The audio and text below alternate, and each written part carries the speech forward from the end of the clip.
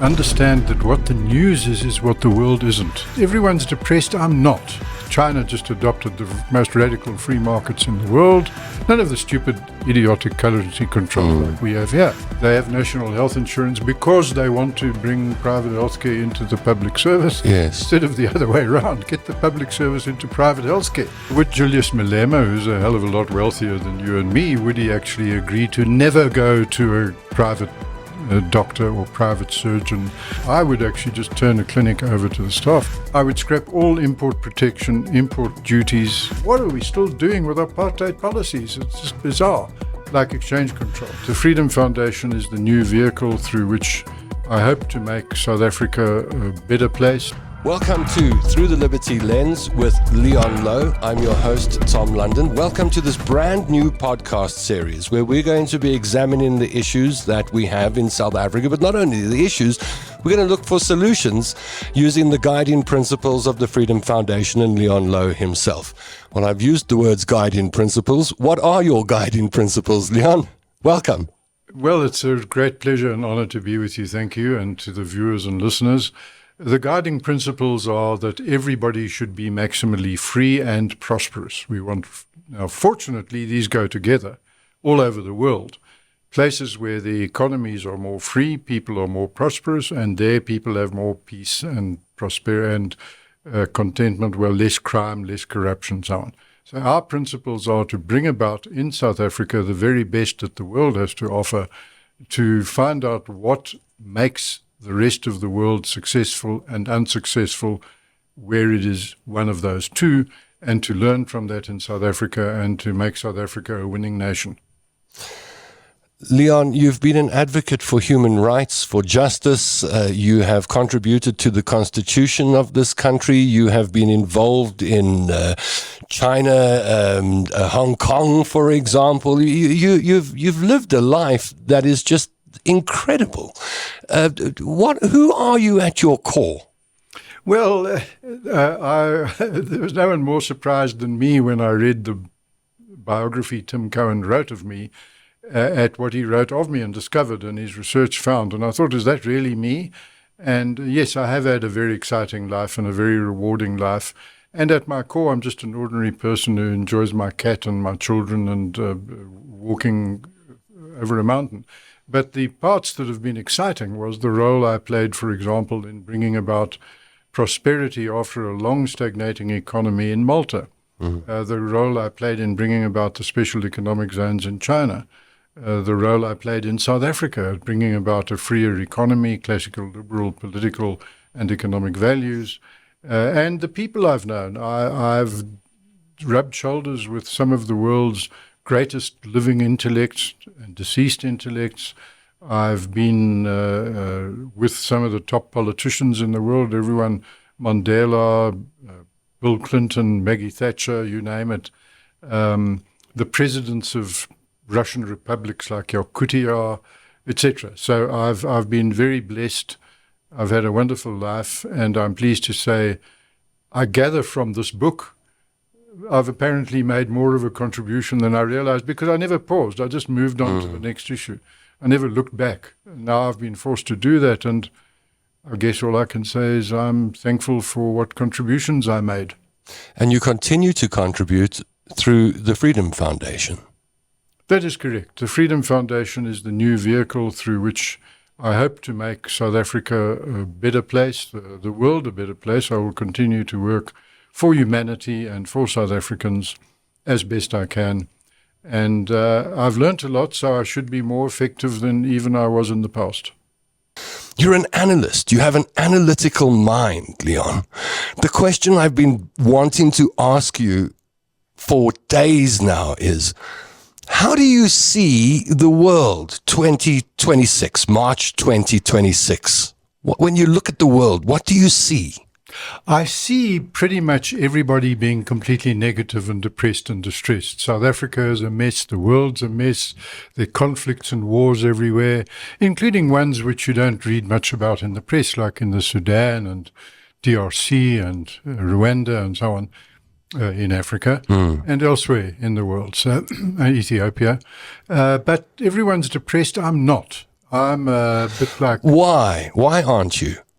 Well, I see the world like Steven Pinker, for those who don't know him, or Julian Simon, who went before, as looking at the world and thinking, what is going on here? Everything is getting better almost everywhere, almost all the time, for almost everyone in almost every measurable way. So why are we not celebrating the triumph of freedom and prosperity in the world when that's in fact what's happening?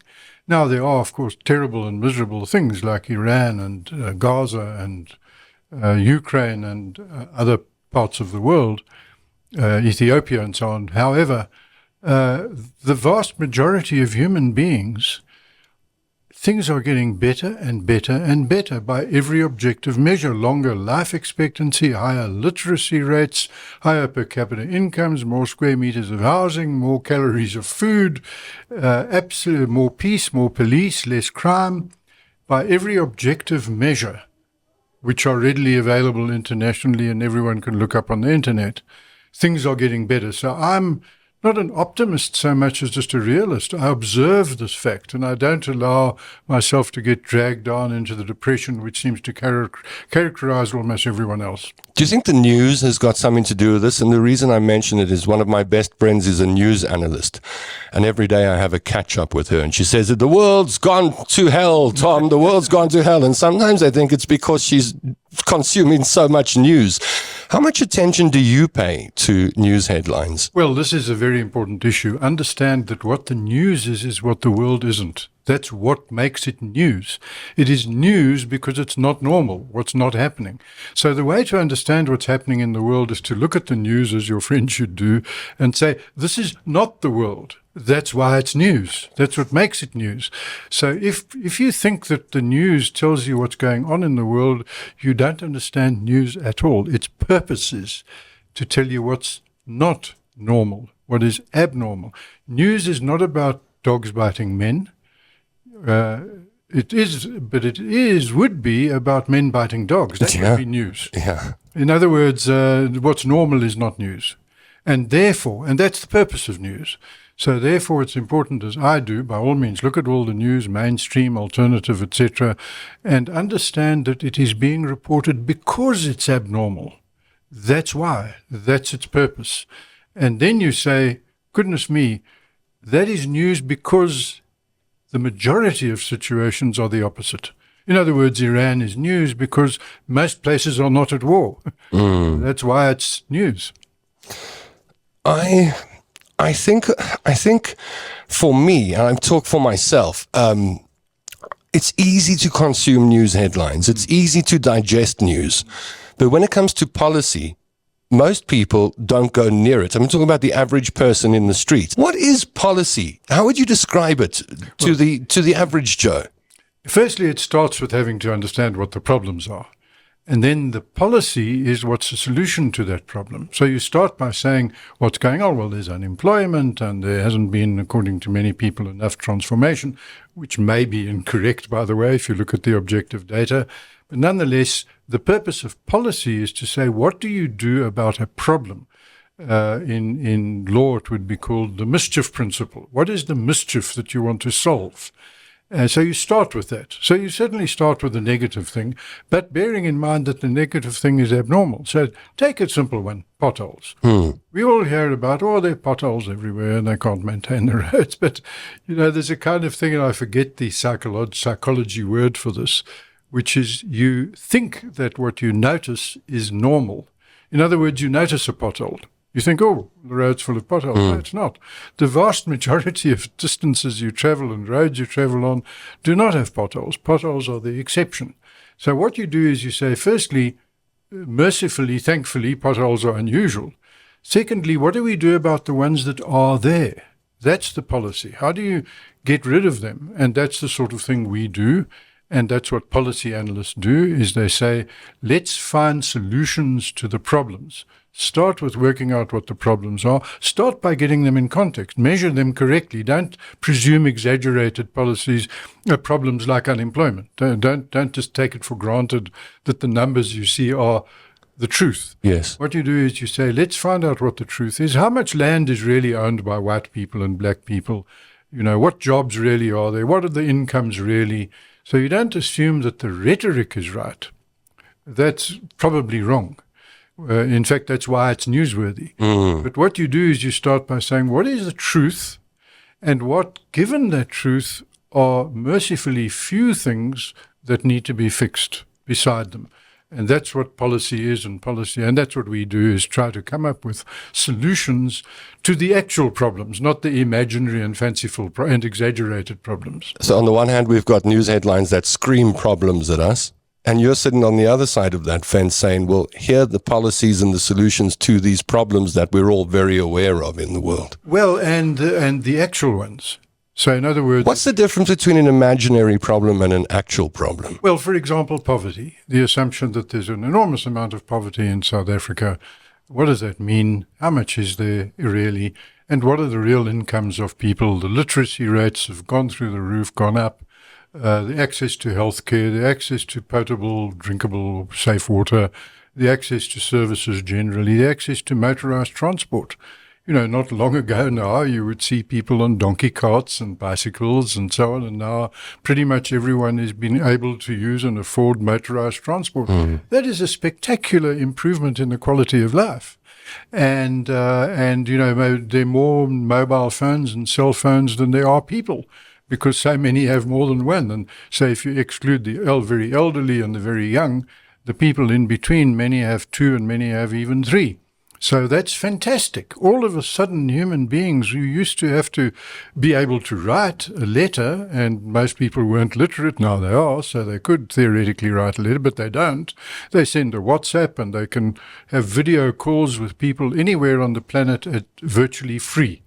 Now, the technology improvement in the quality of life is awesome, and people don't understand how much better the quality of life is because of technology, medication, surgery, operations, and motorized transport, and housing, and warmth, and clothing, and food. And you think we take these things for granted? Yes, people do. And people talk about poverty, which is where this little bit of the conversation started, because they see some terrible poverty. People living in plastic bags, the recyclers pushing these carts around. And that is terrible. And that's what we want to fix. In other words, get down to the minority of human beings who really are distraught and destitute, and say, what can we do about them? That's what policy is about, not what can we do about the vast majority of people who are nominally unemployed, but in fact have jobs, and in fact are living perfectly well, and in fact are well fed. And you don't see starving, emaciated people, not just in South Africa, but anywhere in the world anymore, apart from Yemen, maybe one or two places. But you and I can remember when the average news broadcast in the early days of television, or news that you saw on movies before movies started, where you saw emaciated, starving human beings all over the world, in Bangladesh and Ethiopia and Central Africa, when, younger people have never seen a starving human being. They don't know what it looks like. They don't know what the average news was like for us. Now, I think it really is time to celebrate the incredible triumph over destitution and suffering and misery. Painkillers, the fact that pretty much everyone on the planet can now get a painkiller. Yes, thank goodness for painkillers. Yeah. Now, imagine the world when I was young. The vast majority of human beings could never deal with pain. And when my grandparents were young, there were no anesthetics. You would have, your leg amputated without any painkiller. Yeah. That would be normal. Now, so we say that, firstly, why have things improved? Understand that. What has brought about the spectacular improvement in the quality of life of 1 billion Chinese? And what do you think it is? Well, the answer is free markets. China just adopted the most radical free markets in the world, and they're called special economic zones. And they are where pretty much all of the investment and the cheap stuff that comes from China, Shein, Temu, and so on, cars, what have you. This is because China, nominally still with a communist government, it's still called the Communist Party. That's right. But what it's created is the freest markets in the world, literally. It's ironic, isn't it? Yeah, the freest markets the world has probably ever known. I mean, you can invest in these Chinese special zones, You don't need passports. Your money moves in and out. They don't even know what the balance of payments is. They don't keep figures. There's no currency control, nothing. You just move money in and out freely. You move skills and people in and out freely. Absolute freedom of movement of goods and people. And that has brought about this incredible improvement. And in India, by the way, following close behind, same cause, their reforms of 1993 were pro-market reforms. Chinese ones were similar time. And when China took back Hong Kong, instead of absorbing Hong Kong into China and abolishing Hong Kong, which was the freest economy on earth at that time, they decided to create 6 more Hong Kongs. So now they've got Guangzhou and Shanghai and so on, where there are more Hong Kongs now. And the freest economies on earth, freest places on earth, where everything is completely unregulated, freedom movement of currency, no currency, none of the stupid, idiotic currency control like we have here, none of the FICA nonsense that we have here. And so you start by saying, how did China do this as the most amazing accomplishment of modern times? How does that fit in? How do we emulate that? Why don't we just copy them? Do the same. Well, that's what I want to. How does that fit in with the Freedom Foundation and this line through the Liberty lens? You look at the world and you're bringing up China as an example. How do you describe it through your lens, through the Freedom Foundation lens? Well, let's start with the fact that we have something like 13 so-called special economic zones in South Africa, but they're not special in any way and therefore will be flops and failures. The government is pouring billions of rands of capital into them and nobody's going to invest there because they're not special. Now, we have, for example, the Kucha one near Nelson Mandela Bay, Port Elizabeth, is probably the one that the South African government could, and this is policy work we do. In other words, we are working on that very special economic zone, saying this is how to make this zone really special and to make it just a fantastic success story with capital pouring in and technology and factories from all over the world, reprocessing products, money moving in, financial markets.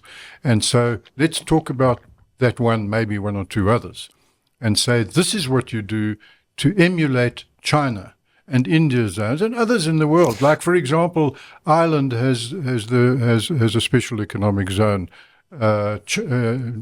Switzerland has one called at the I forget its name now, but they have ones that have been that China copied. Yeah. China said, let's do better than them. Now we can do that. We can say, how did China do it? Why don't we just do better even than China? Can we compete with China? Absolutely. Really? Absolutely. Bearing in mind China and India were amongst the poorest places on earth for 1.5, 2 billion human beings. And all of a sudden, they're booming and prospering. Well, we can do the same. Exactly. Can we do that in manufacturing in South Africa? Absolutely. Absolutely. There's no reason why we can't outperform China. We can make China say, goodness me, how did South Africa do that? Let's copy South Africa. That's what we should do. We take their model. We take the model of Schengen in Switzerland and Shannon in Ireland, which are similar, and others in the world, a few others. There are many, many places in the world called special zones. The entire country of Mauritius is one. A fantastic success. An island with nothing. Went from one of the poorest places on earth to now one of the most prosperous. How would you classify the UAE? The UAE is good in the sense that there's lots of free, the market's very, very free there, especially the financial markets, move money in and out, capital in and out. Many people don't understand that. They don't understand why the hell are they so successful. And the answer is they just liberated the financial markets, and we throttle our financial markets. When our Minister of Finance says in the budget, we want to attract investment into South Africa, what he's doing is like a mother with a baby on his lap, and he's got one hand throttling the baby and the other one feeding it with a bottle. So let's promote growth, but let's throttle it by choking the baby. Now, just stop choking the baby. Just start just feeding it. South African politicians are well known for saying that we need to restart manufacturing in South Africa. It's the reason I bring up the word manufacturing. What are we doing wrong? I mean, let's start there with the problem. What are politicians and government, what is South Africa doing wrong? Well, they start by thinking the government has to do something. No, the government has to stop doing something. Start by discontinuing the harm. Discontinue every budget and every SONA, State of the Nation address. They promise to remove red tape. Whilst in Parliament, as the budget is being read, there are another 10 or 12 bills before Parliament that increases red tape. How did we get into this situation? It's because people don't understand the basic concepts. In other words, when they say remove red tape, they don't sit down and say, well, what exactly does that mean? What is the red tape? How do we remove it? What must we remove first? What are the priorities?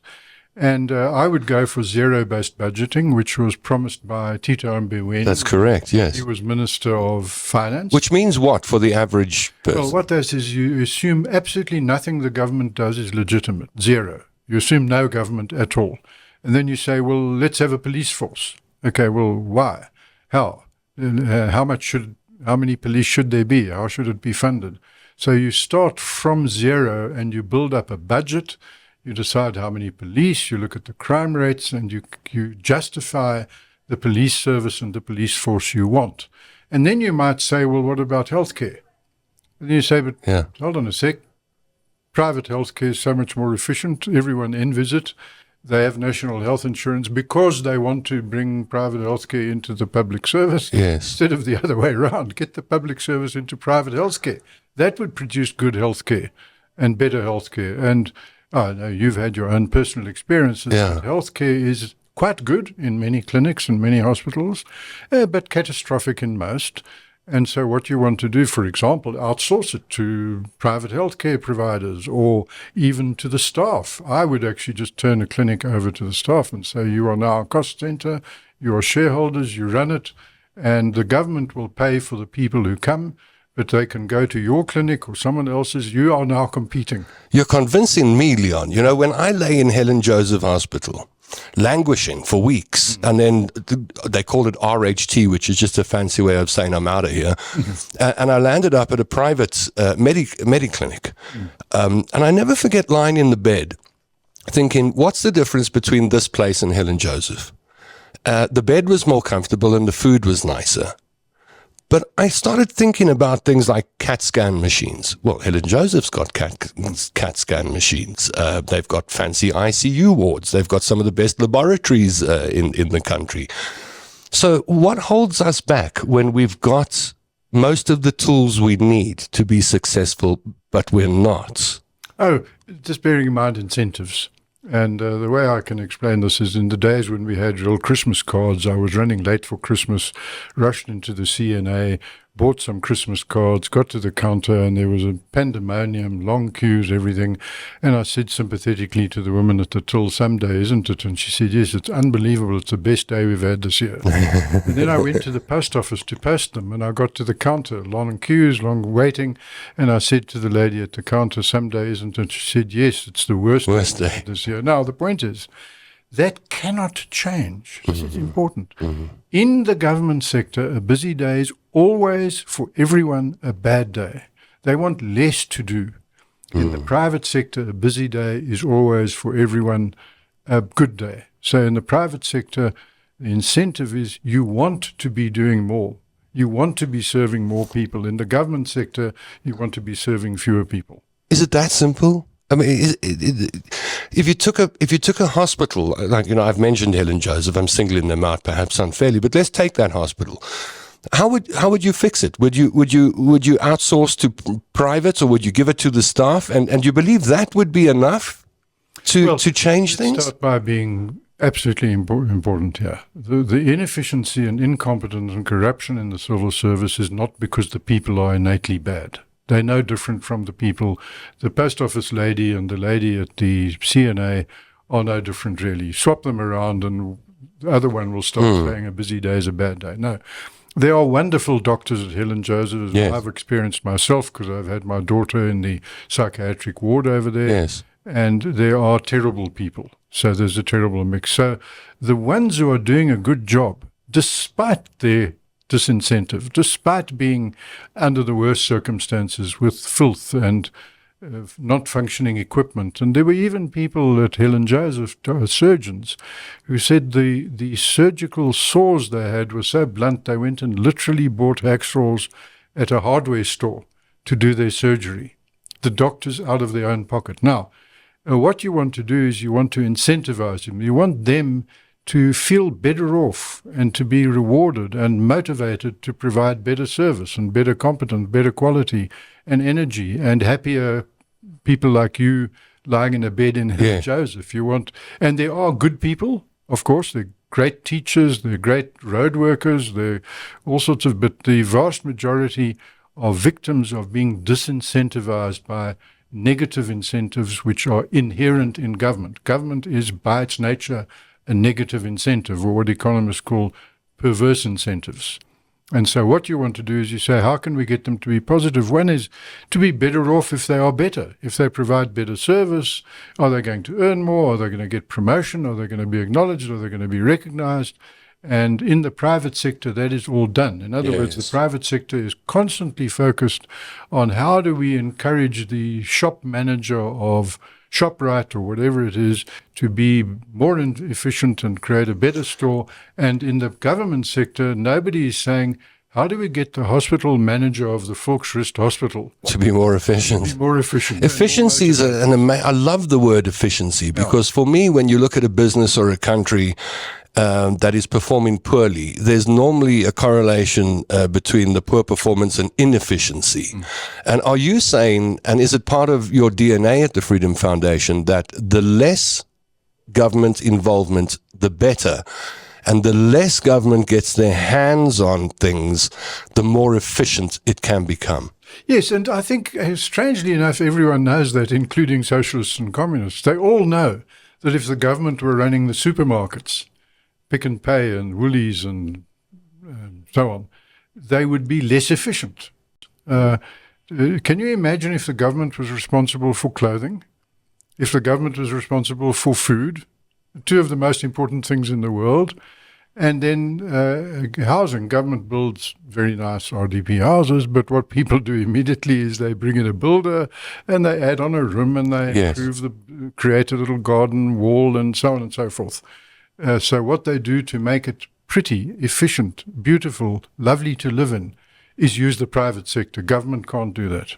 The opposing thought is that we've got problems because government isn't involved enough. You know, I can almost hear the voices on the sidelines saying, no, government needs to be more involved. I think of a politician like Julius Malema, for example, and which way he would swing when it comes to the economy. Very often you hear him and others saying that you need to have more power. You need to have more control over these areas of our lives. Well, with Julius Malema, who's a hell of a lot wealthier than you and me, would he actually agree to never go to a private doctor or private surgeon or get private medical care, always go to the local government hospital? And the answer is no, he wouldn't, because he knows very well that it's less efficient, is less likely to be cured, But let's go back a bit. Back in history, can we remember when SABC was a government broadcasting monopoly, how terrible broadcasting was? There were some nice sort of radio programs here and there, but all of a sudden when it was deregulated and private broadcasting was allowed, government broadcasting became efficient and dynamic and created more stations and community stations and whatever. But now look at the private sector in broadcasting, television and radio. Look at the private sector, for example, in transport. As soon as SA Airways lost its monopoly, it effectively just vanished. Yeah. It crashed. Why? Because it had negative incentives, whereas private airlines had positive incentives. And SA Airways kept using 60 billion rands worth of subsidies which it received in order to drive private airlines out of the market, destroying them one by one. And then it had even bigger losses it had to deal with because it drove them out of the market by running at losses. And so it goes. Agriculture, remember the agriculture control boards? Most young people didn't know they existed. Every agricultural product, we had bean board and a dried bean and price board, control on everything back in the 70s. We had a has-been board, price controls on everything. And when they were wound up and liquidated in about 1995, 96, all of a sudden South Africa became this giant agricultural export economy. Farming boomed. We became a productive economy agriculturally. And nobody now can remember what on earth Agricultural Controls Board did. And price controls. Price controls, you know, there was an egg board, and people used to joke about it was no yoke, because they kept the price of eggs high. Artificially high, which meant people didn't consume eggs, didn't buy as many eggs, and it meant egg producers produced more eggs. So there were constantly egg surpluses, and the surpluses were literally dumped in the sea.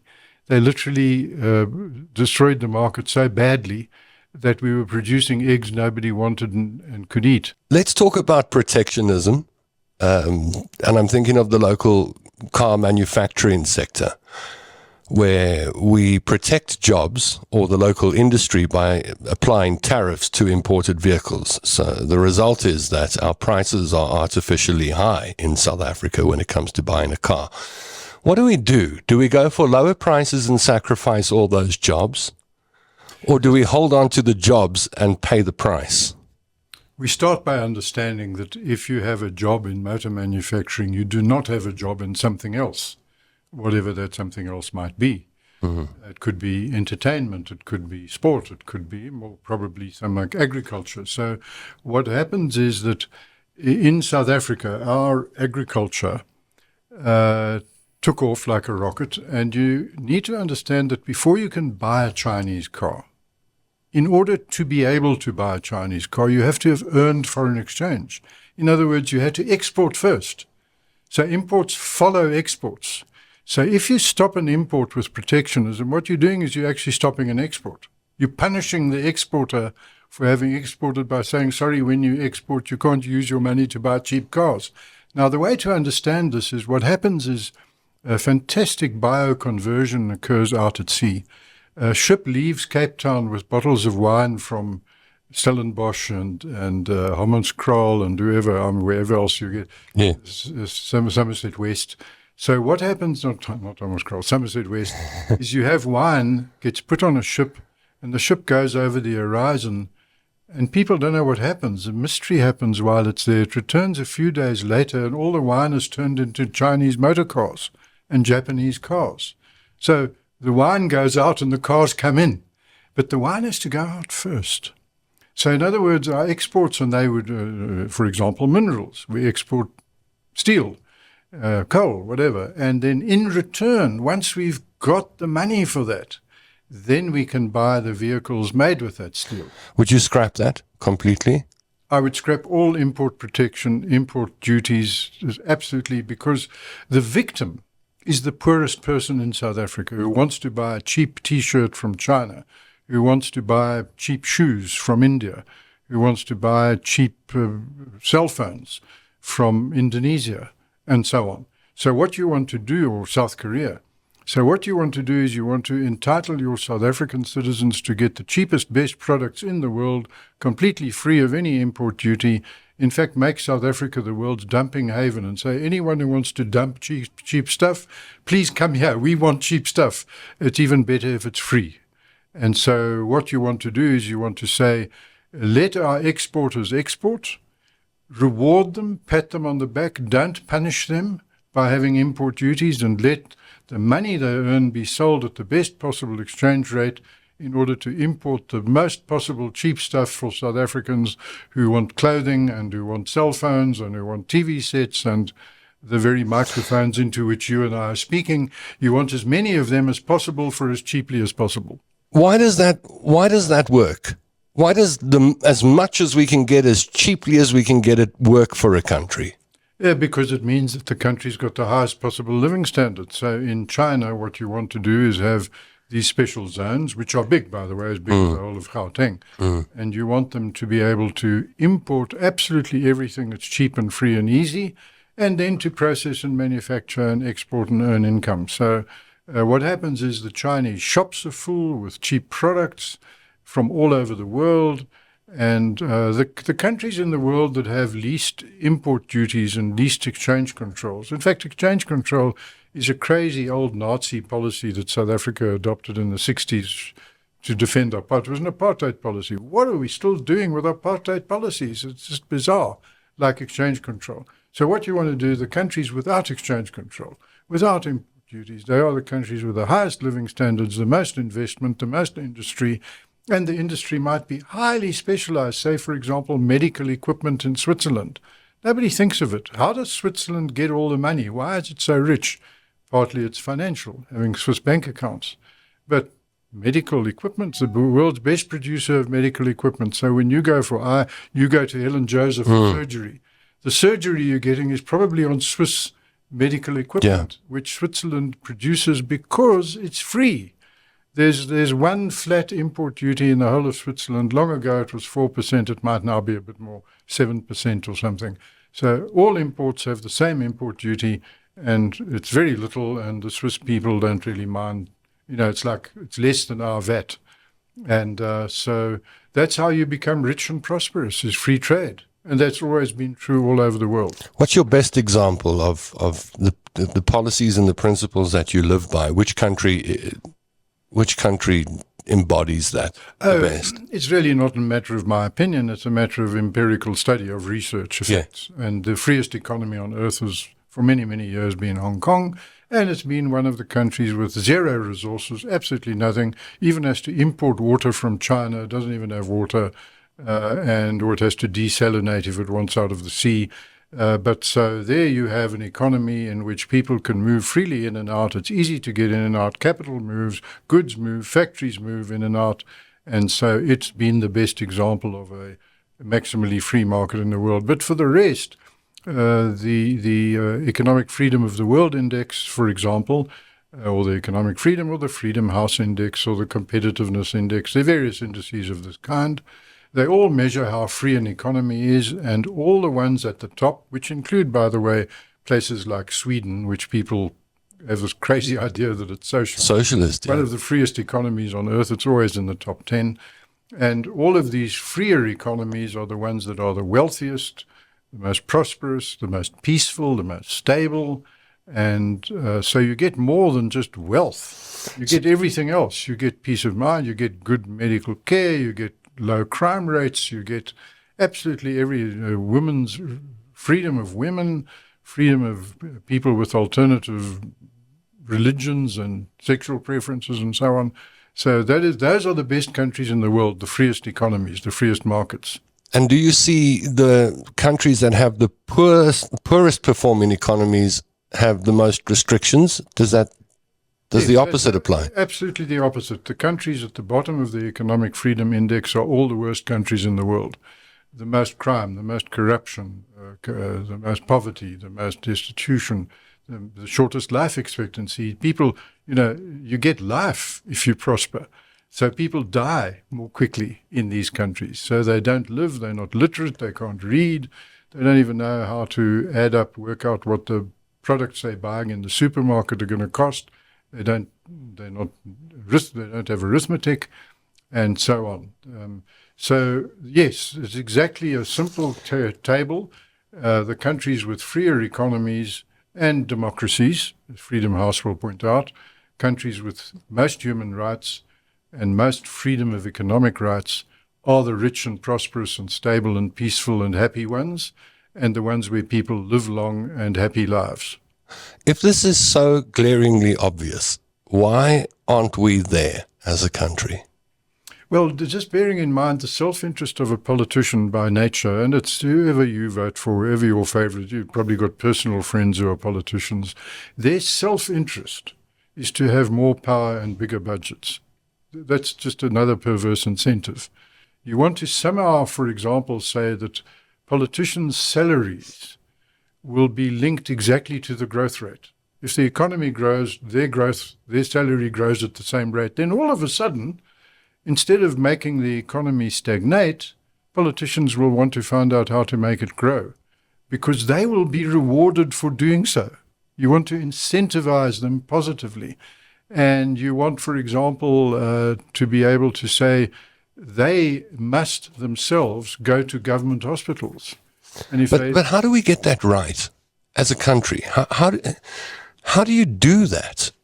Oh, firstly, I suppose people must go and vote for the parties that are more likely to do this. My job is to get more people to understand this. So I've got to say, who's the target market? I'm looking at journalists, at academics, at government advisors, policy analysts, people who decide what the budget will be next year, who decide what the import duty will be next year, who decide what the agricultural policy will be next year. So that's what we want to look at and say to them. Firstly, get them to understand, educate them on what makes agriculture better, what makes transport better, what makes housing better, what makes policing better, what reduces crime and corruption.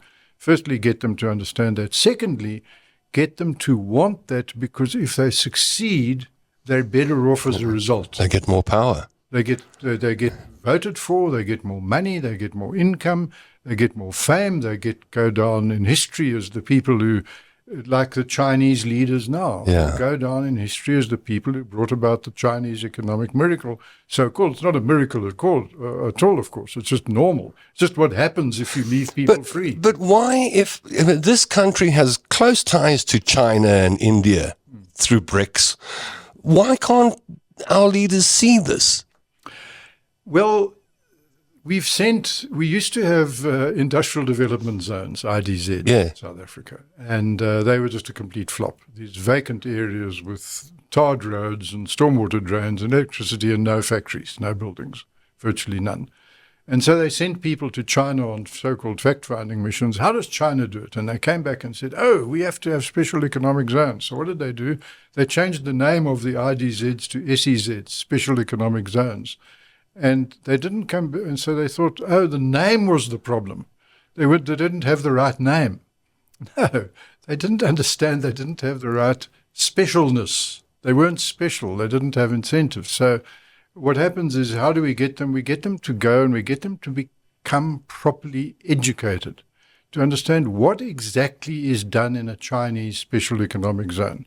What are the controls over labor? Are there labor market controls? What safety? What building codes? What minimum standards? What import duties? What financial market controls? Come back knowing that all in great detail, and then say, now let's do that in South Africa, and let's go and talk to the Freedom Foundation and Louw to find out how to do even better than that, so we can outperform the Chinese, and that they can, instead of us sending a fact-finding mission to China, we should be getting them to send a fact-finding mission to South Africa. How did South Africa do that? You're obviously impressed with and by China. Oh, very much. But I am by Switzerland and Iceland and Rwanda and Mauritius, and so there are many. Why Rwanda? South Korea. Oh, Rwanda's doing very well. Remember, it had that ghastly genocide. Yes. It was one of the worst places on earth, the most violent, poor, whatever. And then it adopted relatively free markets, it freed the economy, and has done fairly well at getting the internal conflict peacefully resolved. It wants to do better and is trying to do better. Unfortunately, it gets itself involved in conflicts in neighboring countries, which is really a bit silly when you're so small. And you've done so. Rwanda's done very well financially and economically. There was a time when Ghana was doing very well and Uganda was doing well. Certainly Mauritius is an absolute shining star. And even now, interestingly, some close to Botswana. But people don't understand that this small landlocked country next to us had the highest growth rate in the world, averaged over 20 years, and went from something like a quarter of South Africa's GDP per capita to double. It's now twice as wealthy as we are per person. So right next to us is the success story of Botswana. We're going to be dealing with a lot of serious topics in our podcast series, I know. And I think, and I hope that the last half hour or so has given viewers an opportunity to see where you come from as the Freedom Foundation, what your DNA is, what your thinking is. free market policies obviously sits at the core of all of this free enterprise. But I don't want to let you go without discussing one thorny issue before we say goodbye. Agriculture and land. Do the two get confused, the agricultural industry and land ownership in South Africa? Yes, totally. When people talk about expropriation without compensation of land, Malema, etc., what they have in mind, the picture they have in their mind is a successful commercial farm. Yes. So why on earth do you want to take that away? Why, instead of building a monument for the farmers who are producing food and wealth and jobs and success? So what they have, they don't have in mind taking homes around where we are here in Rivonia and Bryanston and in Sea Point and so on. Nobody's thinking about that. But what they do, there is expropriation without compensation every day, all over South Africa by the thousand. Now, you might be, you're looking. I am. Like, what on earth is Leon? Tell us more. The answer is, if you're poor, if you live in a tribal village, or you live in an informal settlement, or you live in a what we used to call locations, Mamelodi or Soweto or somewhere, and they want to build a road or a park or a school or a clinic, what do? They just expropriate houses. No, because the people don't have title deeds, they get no compensation. They make a highway, make a highway up through northern KZN. Are you saying that whilst we debate land expropriation as a possibility, it's happening every day? Daily by the thousand. So thousands of tribal houses and plots and farms and bomas are being expropriated to widen a road or make a clinic or build a school or whatever it might be, and those people are just simply evicted. So who are the victims of expropriation without compensation? It's not rich white commercial farmers, Pochenpoel and Van Staden. It's poor black people. Low-income black people are always the victims.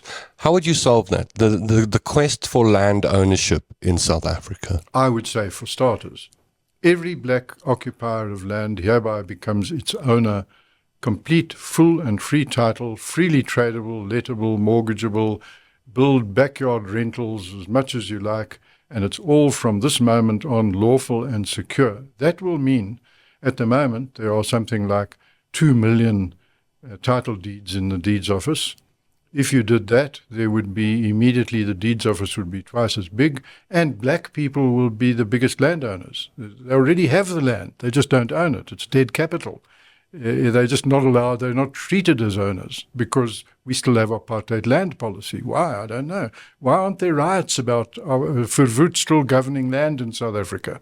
Now, what would happen is we should say that then there would be 3-4 times more landowners than white landowners.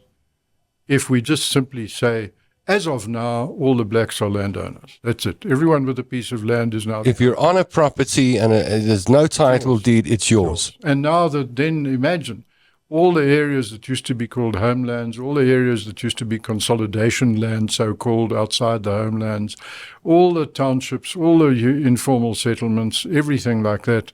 All of a sudden, these are now landowners, and they will start building, and they will start having pride, and they will replace an old apartheid steel door with a beautiful wooden door, and so it goes. And we see this. I've been instrumental to about 100,000 title deeds being issued in South Africa to black people, and you can go and visit those homes, and you will not believe what you see. Instead of buying beautiful new shoes or a nice new car, they now buy a nice new bedroom and nice new roof tiles. And So what? Give the power to the people and trust them. Correct. And then, I won't say who, but one of the politicians who I happen to think is actually one of the better ones, Yes. Told me when I said, why don't they, under that politician's jurisdiction, convert all of the black-held land to freehold title? That person, and I'm not saying whether they were white, black, male, female. I wish you would, yeah. Said, but if we did that, then they would sell the land and become homeless again, and they would just cash in. Oh, really? And I said, would you say that about white people? No. Do you think, No. are you so untrusting? Is that just a form of racism? Yeah, just go to Bushbuck Ridge or go to Naas, south of Malelane, to see what happens when people... Look at Bushbuck Ridge, look at areas where there are now full freehold titles. Obviously, there's no difference of race. Black people are no different. Yeah. They have pride. They are not stupid. If they want to sell, they first think about what the market value is. They ask their neighbors. They look around. People are, why does a black government not trust black people? How many people don't have title deeds to the property they currently live in? It's probably about 10 million. And these figures are not readily available. The government can't even tell you how many RDP houses there are, how many they themselves have built. They can't tell you. Now we know roughly it's about 4 million or so, and there are probably about 8 to 10 million properties, meaning pieces of land, arable allotments, huts, houses, shacks, shanties, old location houses in Mamelodi and so on. These are probably about 8 to 10 million. In other words, there will be more black landowners than there are white people. If you did that, you would unlock huge amounts of wealth, and people would be able to build wealth in their lives. In the Freedom Foundation, we've estimated the value of that wealth, and it's probably in the vicinity of 1 to 1.5 trillion rand. In other words, a full annual budget. So if that land were in the economy, meaning in the hands of the people who own it, then it would be tradable and it would be used for finance and in building materials. You say over 1 trillion rand. So we're looking at like an entire annual budget, or the GDP is about 7 trillion. Yeah. So you're looking at something like 20 or 25% of the entire economy can be added to the economy. That's how much wealthier we would be if these people just had title deeds. About the same amount of money we'd need to run the NHI for a year. But that's another program. That's coming up. If people go to freedomfoundation.coza, what will they find there? They will find a new organization which is dynamic and exciting and streamlined and modern, and building up the kind of website that we will get after a few years, hopefully very quickly. And you will get all of our policies, and you will get opportunities to subscribe to newsletters and download entire books. And if you have a rand to spend, give it to us, and we can promise you it'll be the best rand you've ever spent on making your country a better country. Thank you, Leon. In our next episode, we're going to be talking about your book, Leon Louw, A Legacy of Solutions. We'll be chatting to you and Tim Cohen. I invite you to join us on the next episode of Through the Liberty Lens with Leon Louw. Keep watching the Facebook pages and the YouTube channels and the social media accounts. There's a whole lot more content coming your way. Leon, thanks for your time, and can't wait for the next chat. Thank you very much, Tom. It's been a pleasure and a privilege. And to the viewers and the listeners, it's intimidating and an honor to be at their disposal. Until the next time, liberty and prosperity for all.